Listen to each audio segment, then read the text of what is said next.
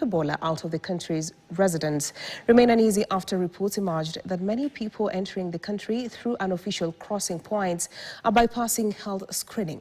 However, public health officials have assured residents that surveillance and screening measures are being expanded to all entry points, including those along the shores of Lake Victoria.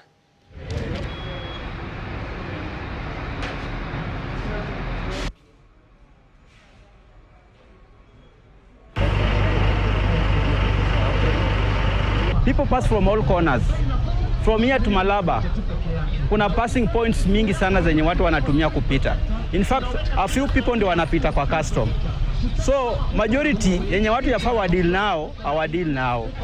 So whatever that government is trying to do, I don't think kama inaleta chochote ya kutusema inatutoa katika hatari ya Ebola. Kibeba mteja kutoka Uganda, kutoka wapi, na muingiza hapa Kenya kama hajapita kwa mpaka, na atapita mlango wa nyuma. Na hizi kando wajaweka mahali pa kupimia watu wa Ebola. Watu wanapita hapa wakienda Nairobi. Wakifika Nairobi wataambukiza na watu wengine. Lakini wakipimia hapa mtu wa Ebola, wamzuie hapa Busia. Ukitoka Uganda huko ukivuka huko Kenya, lazima kwanza unawe, na lazima unawe na sanitizer, lazima unawe na sabuni. Kila kitu iko pale hivyo kwa gate pale hivyo. We have mobilized some thermogans from Malaba and Busia points of entry, and some already have started screening, especially Malaba. They had a meeting yesterday in Kocholia.